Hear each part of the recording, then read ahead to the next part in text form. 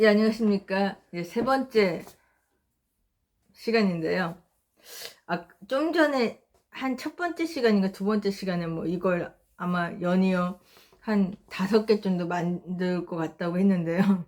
제 생각엔 이거 꽤 많이 갈 것 같은데요. 한 10개 정도 되지 않을까라는 생각이 드는데요. 아무튼 해보겠습니다. 근데 왜 그러냐면 지금 제가 원래 저는 대본을 만들지 않아요. 그러니까 제가 원래 그 중국 바이두에서 백과사전이나 아니면 그냥 그 문장 같은 걸 복사를 해가지고 제가 이렇게 뽑아놔서 프린터를 해가지고요. 제 딴에 그냥 해석을 이렇게 해석을 해요. 이거 왜 반대냐? 이렇게 해석을 해놔요. 그리고 그걸 보면서 이야기를 하는 거라. 근데 이거는 수정판이 아니에요. 처음에 해석해놓고 그냥 말이 되든 안 되든 제가 보고 그냥 이렇게 하는 거거든요. 그러니까 읽어보지도 않아요. 그냥 죄송합니다. 근데 아무튼 저는 그렇게 하니까 그냥 그렇게 생각을 하시면 될 것 같아요. 그래서 더 말이 길어지는 경우가 있고 아무튼 이해해 주셨으면 좋겠어요. 그래서 아무튼 이 세 번째 시간에는요. 범법이 어떻게 진행을 하시는가를 그냥 설명을 해드릴게요. 이거는 이제 날짜별로 이제 소개가 되어 있더라고요. 그래서 아마 설명을 좀 줄이고 그냥 이렇게 읽어주는 걸로만 하는 걸로 했으면 해서 아마 그렇게 할 것 같아요. 자, 처음에는 범법 진행 과정 중에 제일 중요한 게 여론 조성이에요. 그러니까 여론적으로 막 이렇게 선전을 해야 사람들이 막 알 거 아니에요. 그리고 많이 이렇게 관심을 갖게 되고, 뭐, 자기네가 그 뜻이 맞다 그러면은 같이 활동해주고 이럴 거 아니에요. 그래서 처음에는 여론적인 그, 걸 많이 합니다. 그래서 여론 조성에 대해서 먼저 말씀을 드리면요.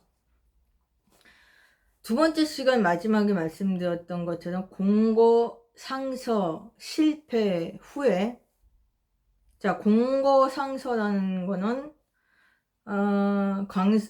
누구죠 강유희가 저기 강서재에게 올린 두 번째 정치 계획서 제안서의 상서입니다. 근데 그걸 그 당시에 과거부터 보던 그 3천여 명에게 서명을 받아서 그걸 황제에게 올리지만 황제가 직접 그걸 받는 게 아니잖아요. 중간에 누군가가 그걸 보고 선발을 하는 거예요. 이거 올릴 수 있나 안 올릴 수 있나 이걸 선발을 하고 올린다는 거죠. 근데 그걸 중간에 빼버린 거예요. 그래서 올리지 못하고 강서제도 이걸 못 보게 되는 거죠. 그렇게 되니까 강의 같은 경우는 실망을 하게 되죠. 근데 그 실망을 아주 적극적으로 활동을 하게 되는 원인이 됩니다. 그러니까 유신파들이 적극적으로 막 선전과 조직 활동을 막 진행하게 되는 거죠. 그러면 여론을 조성할 수밖에 없는 거죠. 그러면 여론을 조성을 하려면 자 잡지 신문을 이용할 수밖에 없어요. 그리고 학회 학당을 하는 거죠. 그래야 자기네 학살 같은 경우를 전파한단 말이에요. 막 알리기 시작을 합니다. 그리고 외국에서 하던 범법을 어떻게 했는가, 그리고 그것으로 인해서 어떻게 발전이 되었는가, 실패했는가, 이런 뭐 과정과 교훈 같은 경우도 소개를 하는 걸 열심히 했다는 거죠. 그래서 이제 유신 범법 운동이 이제 전국적으로 이제 팍 이제 힘이 이제 세지기 시작한 거죠. 1895년 8월 17일 강류 양계초 등의 사람들이 이제 베이징에서 만국 공보라는 걸 이제 참관을 합니다. 근데 이게 이제 뒤에 세월이 지나서 중에 기문이라는 걸로 개명이 된다고 합니다. 그래서 아무튼 범법을 이제 고치를 시키는 거를 하고, 그 다음에 강학회라는 학회를 또 창설을 합니다. 그 다음에 1896년 8월에 범법을 또 선전하기 위해서 상하이에서 시무보라는 걸 창간을 합니다. 그러면서 이제 여론 중심이 모이기 시작합니다. 여론화가 되죠. 그 다음에 1897년 겨울에 엄복이라는 사람이 텐진에서 국간보라는 신문의 편집자 일을 하게 됩니다. 근데 그게 이 국간보가 시무보와 같이 그 당시에 되게 유명했던 신문이었던 거예요. 그것으로 인해서 유신 범법을 더욱더 이제 선전을 하게 되는 거죠. 그러니까 중요한 활동의 장이 됩니다. 그 다음에 광서 23년 1897년 탕채상과 담사동이 노양이라는 지역에서 학관을 세웁니다. 그러니까 뭐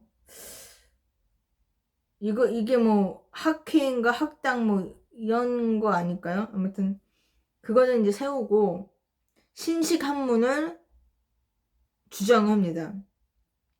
그리고 장사라는 지역에서 시무 학당을 또 세워서 상학보다는 또 신문을 또 편집을 하기 시작을 합니다. 그 다음에 또 상보다는 또 뭐 신문인지 뭐 주간지인지 모르지만 그걸 창설을 해서 유신 범법을 더욱더 이제 선전하는 활동을 하게 됩니다. 자, 강류와 양계초 등 유신파 인사들이 선전 조직과 역량 그 아래에서 전국적으로 그 시정, 그러니까 그 당시의 정세와 상황을 말하는 거죠. 시정의 풍조를 의논해 가는 또 작용을 넓혀갑니다. 형성화합니다.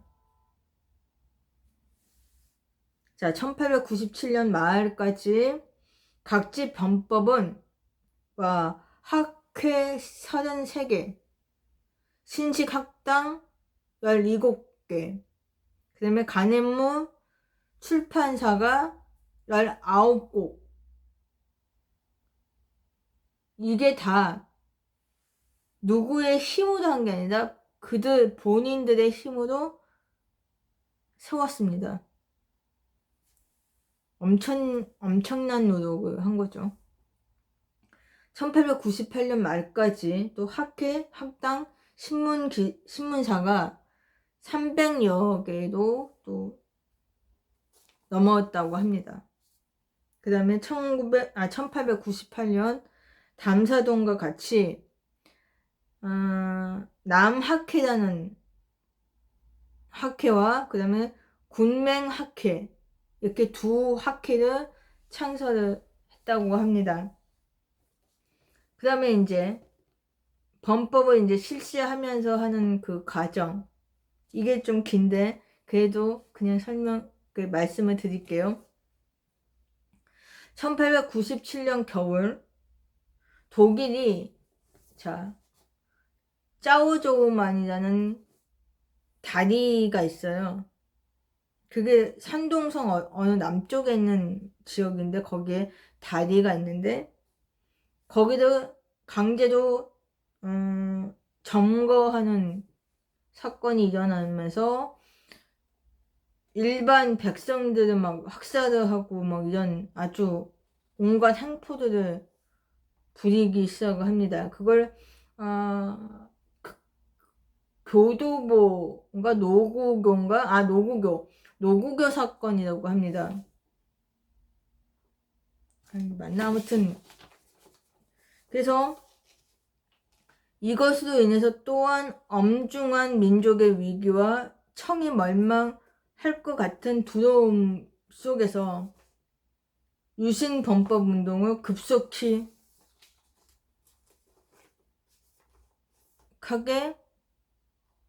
활발하게 활동하게 하는 작용이 됩니다. 도화선이 된 거죠. 한마디도. 그 강유인은 이제 강서재에게 또 상선문을 또 올리게 됩니다.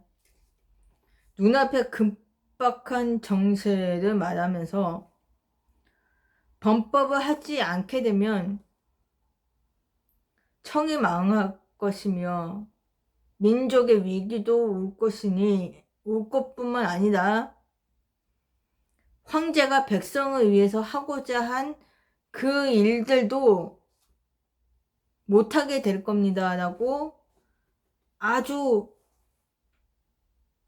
처절하게 주장을 하게 됩니다. 후에 이제 강서재가 강유일을 불러요. 그 상선문을 읽었겠죠. 그 담사동을 통해서 누구죠? 옹동화에 통해서 전해서 받았겠죠. 그리고 읽어서 그걸 보면서 본인도 통안의 그 책임감을 느꼈을 겁니다. 그래서 강유일을 또 몰래 불러요. 그래서 그에게 말합니다. 나는 만국의 황제가 되지 않겠다. 굳건한 의지를 표현을 합니다. 그 다음에 그 강유희에게 명을 내려요. 그러면 네가 주장하는 범법을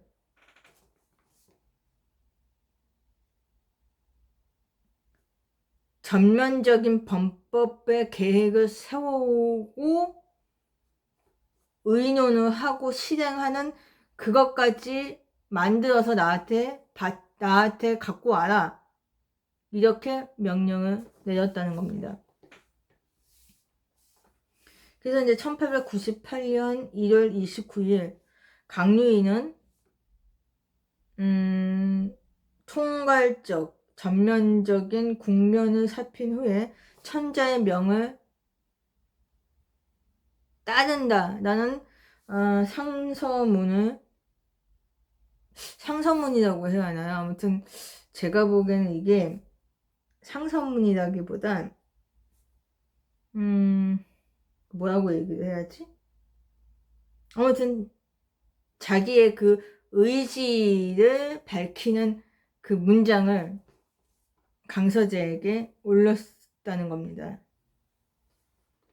그리고 1898년 4월에 강유희는 양계초와 같이 또 베이징에서 보국회라는 걸 또 설립을 합니다. 그리고 발기를 해요. 그 다음에 1898년 6월 11일 강서재는 국시를 분명히 정한다 라는 조서를 발표합니다. 그리고 범법을 정식으로 시작하는 걸 전합니다. 그러니까 계획도 안 세우는 다시 대책이 그때는 그렇게 없어요. 조금 있었겠죠. 하지만 완벽한 계획도 없고 뭐 실행할 그것도 없었던 걸로 저는 알고 있거든요. 근데 왜 그렇게 급하게 움직였는지는 모르겠어요. 아무튼 범법 기간에 광서제는 우선 합법적인 범법의 그 조정을 발표하고 낡은 것을 제거하고 새로운 것을 건립한다는 걸 또 했다는 거예요. 그러니까 선수 친 거죠, 한마디로. 미리 범법을 합법적인 수단으로 의논을 하고 실행할 수 있는 방법을 미리 만들어 놓은 것 같아요.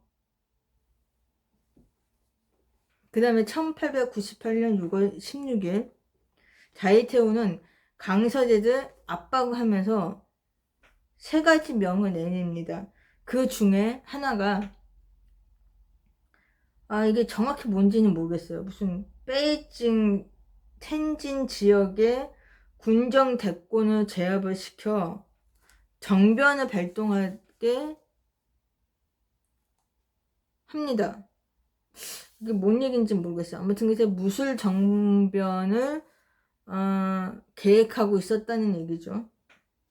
근데 이제 강서제가 그때는 어쩔 수 없이 그 서태후의 밑에 있었으니까, 허수아비 황제였으니까 말을 들을 수밖에 없는 거죠. 아무튼 그래서 범법 개시 후에 청정부 가운데 보수파는 범법 운동의 발전을 용인할 수가 없었던 거죠. 그러니까 범법을 시작하기는 했는데 이걸 보니까 청정부의 그 보수파들이 보기에는 이건 안 되는 거예요. 자기네들이 보기에는 이거 완전 자기네 손해인 거예요. 그리고 나중에 자기네 입지가 그냥 무너져 내려갈 분위기인데 이걸 어떻게 자기네가 승인하겠어요. 이걸 어떻게든 방해를 해야죠. 막 눌러야죠. 못하게. 그렇게 했다는 얘기입니다. 그 누군가가 그러니까 보수파 쪽이겠죠. 자이테오한테 또 상서문을 올립니다. 뭐냐면 강류와 양계초 같은 유신파들을 제거하자는 거죠. 그 다음에 뭐 애신가랑 이광, 그 다음에 이현영이 또 엎드려서 태호한테 다시 수렴 청정을 하셔야 합니다. 그래야 우리가 삽니다. 이렇게 했다는 거예요. 그리고 어사 양승인이라는 인물은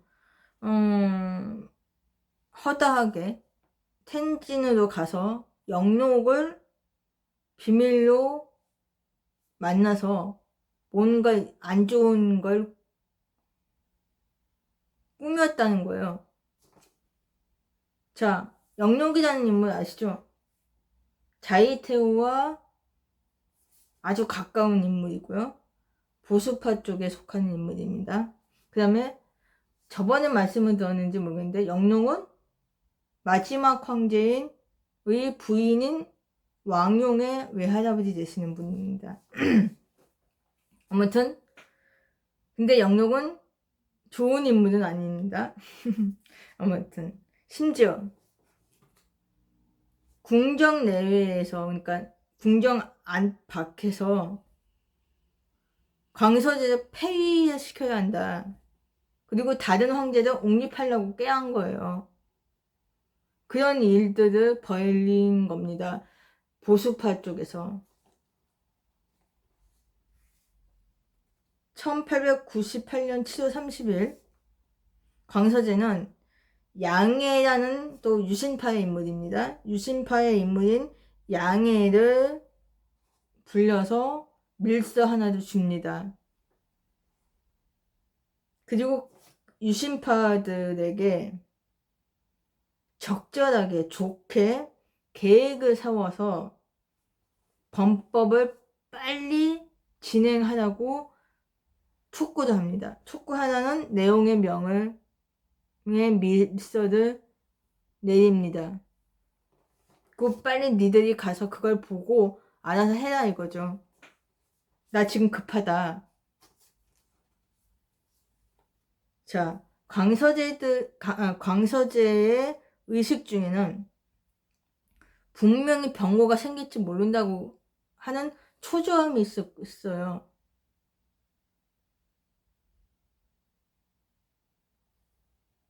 자기 그 입지가 위험한 걸 아는 거죠, 지금.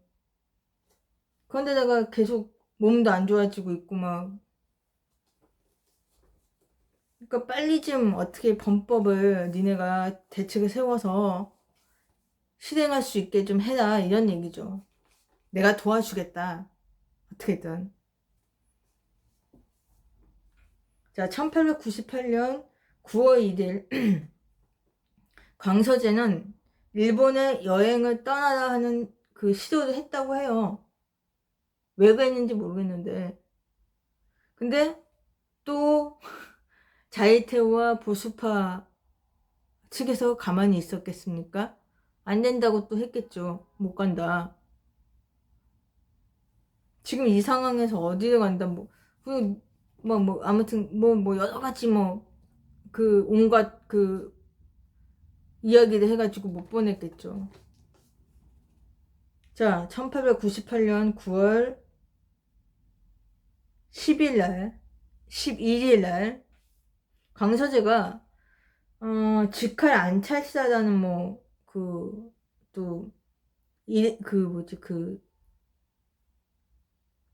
버설명이 있나봐요. 아무튼, 첸진에 있어야 하는 인물이었던 원세계가 그때 베이징에 있었나봐요. 아무튼, 만납니다. 근데 그 다음에 그들이 얘기한 그 이유는 모르겠어요. 그 다음에 1898년 9월 13일 강서제는 무군전이라는 그 궁전의 이름인데요. 무군전에서 고문 관료를 배치하고자 하는데 자이테오가 그걸 또 못하게 합니다. 그게 뭐냐면요. 무군전이라는 한 궁전의 건물을 열어서 그 안에서 유신파들 인물들과 모여서 해동을 하고 거기서 유신 범법에 대한 회의를 하고 실행할 그 방법을 준비하겠다는 거예요.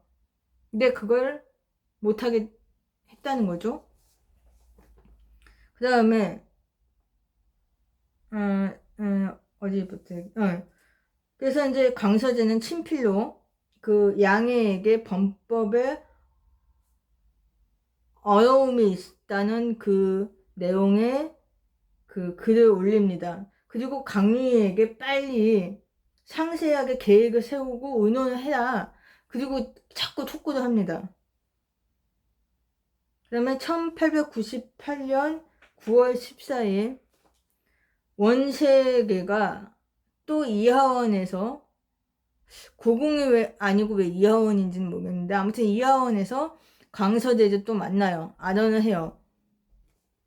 근데 또 거기서 뭔 얘기 했는지 몰라요.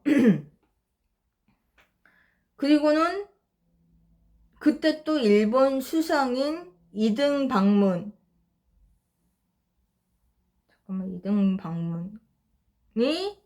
첸진을 통해서 베이징으로 와 있는 상태였습니다.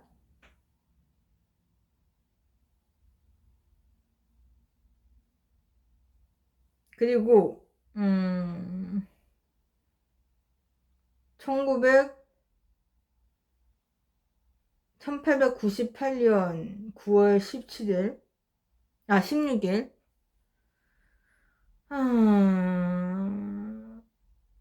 이 원색이라는 인물이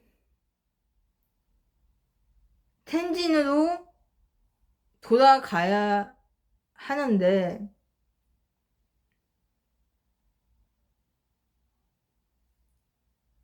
안 가고,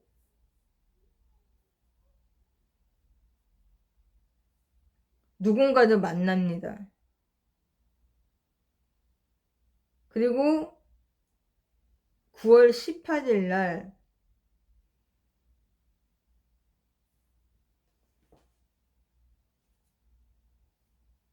죄송합니다. 예, 아무튼, 18일 날 원세계의 일기 내용을 보면 이 내용이 있다고 합니다. 9월 18일 법화사에 밤이 되어서 담사동과 그러니까 죄송합니다. 다시 할게요. 법화사에 야밤이 되어서 자기가 갔다는 거예요. 거기서 잠사동을 만났고, 자유와 영록이 결합해 강서를 제거하려고 하는 것 같다고 잠사동이 자기한테 얘기를 했다는 거예요.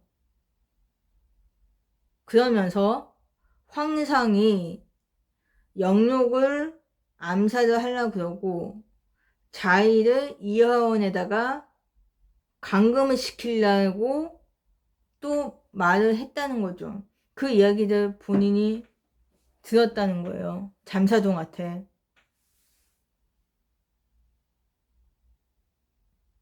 그래서 9월 20일 날 원세계는 텐진으로 돌아가게 되게 됩니다. 뭔 사건으로 인해서.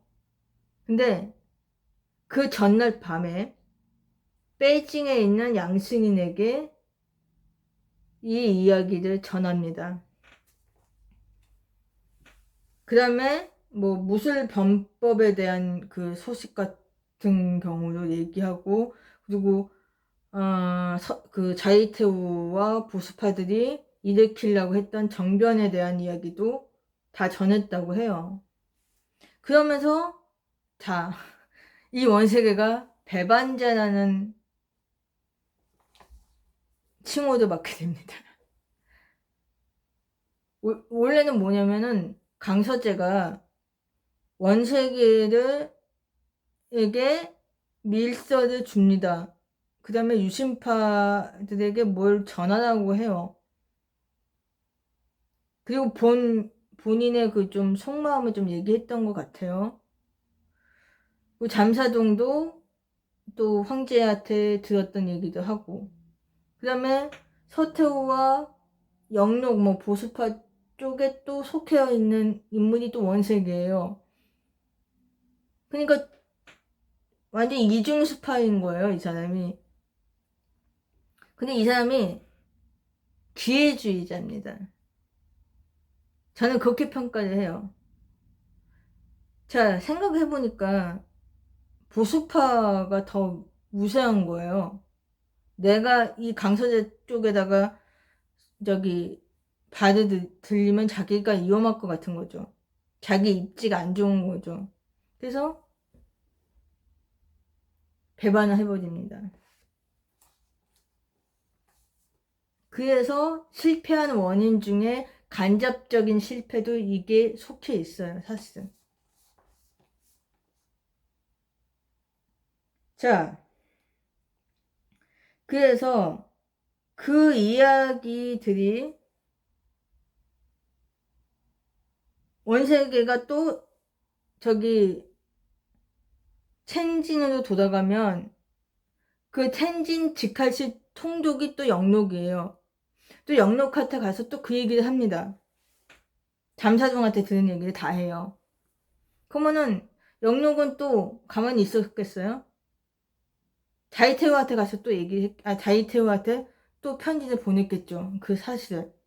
그럼 자이테오한테 그 소식이 전해지고, 자, 그 성격의 자이테오가 가만히 있었겠습니까? 곧바로 그냥 황공을 해버리, 이화원에 있던 서태후가 황공을 해버려요. 근데 이상하게 그때는 가만히 뭔 조치를 안 합니다. 왜 그러냐면 그 다음날, 그러니까 9월 20일 날 강서재가 일본 수상의 2등 방문을 만나게 되는, 그러니까 안언하는 그런 일이 있어서 참은 거죠. 하루만. 근데 또 거기서 또 이 강서재가 자이테우의 그 수섬청정에 대해서 또 불만을 터뜨렸다고 합니다. 그러면서 좀 자기를 도와달라고 또 요청을 했다고 해요. 근데 이등 방문 같은 경우는 자기하고 뭐 무슨 상관이 없는 일이잖아요. 그냥 무시하고 갑니다. 일본으로 돌아가요. 자, 그래서 자이테우는 그날 영로 갔다는 이런 명을 내립니다. 자, 유신파들의 인물들을 다 잡아 죽여라. 체포해라. 라고 명을 내립니다. 그리고 영록은 또 이제 늘 하던 대로 충실하게 그 자이테우의 명을 따릅니다. 하지만 강유야 양계초 같은 경우는 벌써부터 외국으로 도망간 상황이에요. 그래서 그 나머지 유신파들을 급히 체포합니다. 그 다음에 1898년 9월 20일 새벽에 자이테우가 이제 진노한 자이테우가 누구죠? 그 광서재가 자고 있는 침전으로 급하게 들어갑니다. 그리고 뭐라고 막 했겠죠. 그리고 광서재들 중남해라는 잉대라는 그 처소에다가 감금을 시켜버립니다. 그 죽을 때까지 거기 있어요. 거기서 못 나와요. 그렇게 해서 무술범법은 실패로 돌아가게 됩니다. 무술정변이 승리한 거죠. 자, 그렇게 돼서 이제 결과가 있는데요. 결과도 그냥 잠깐 얘기를 해드릴게요. 자, 빨리 해드릴게요. 강유야 양계초 외국으로 도망을 가버렸죠. 그러면 나머지 유신파들, 자, 유신범법 육군자들이라는 6명의 인물은 담사동, 그 다음에 양심수, 그 다음에 이목, 그 다음에 양해, 그 다음에 유광재, 그 다음에 강광인, 이 광리의 친동생입니다. 그 다음에 나머지 2명이 더 있는데 서치정, 그 다음에 장음항, 이 사람들이 체포가 됩니다. 그 다음에 1898년 9월 24일 자, 양의 이목은 당일 체포가 되고요. 그 유광재는 그냥 자수를 합니다. 그 다음에 양심수는 자이테오에게 광서재를 왜 감금했냐고 막 비난을 합니다. 그러다가 원시회관에서 체포가 됩니다. 그 다음에 그 다음날 25일날 담사종은 유랑회관에서 체포가 됩니다. 그 다음에 3일 후 28일날 베이징 야채시장이 있고 그 촬영장이라고 말씀을 드렸죠. 거기서 잠사종, 양해, 유광재, 이목, 양심수, 강광인인 무술 육군제라는 6명의 이 인물들은 목에 베이는 처형을 당해 죽습니다. 서치정 같은 경우는 그냥 자책에 영혼이 감금이 돼버립니다. 그리고는 더 이상 나오지 못하게 된 거죠. 그 다음에 장음왕이라는 인물은 신장이라는 지역에 유배를 보내버립니다. 그리고 이들이 했던 모든 실시한 것들을 다 제거해버립니다. 철폐해버려요. 그리고 하나만 남겨줘요. 그때 7월달에 창설한 병사대학당이라는 지금의 베이징 대학입니다. 거기는 그냥 내버려 두고 다 제거해버립니다. 자, 그리고 이제 이 병법은 이렇게 마무리를 짓습니다. 다음에는 또 이제 다른 아마 내용을 이제 설명을 드릴까 아니면 다른 내용을 다른 걸로 이제 이야기할까 지금 고민 중인데요. 여기서 그만둬야 할 것 같기도 하고 그건 이제 고민하고 한번 다른 걸 준비를 해보겠습니다. 아니면은 또 마음 바뀌어서 다시 할지도 몰라요. 아무튼 오랜 시간 들어주셔서 감사합니다. 이만 줄이겠습니다.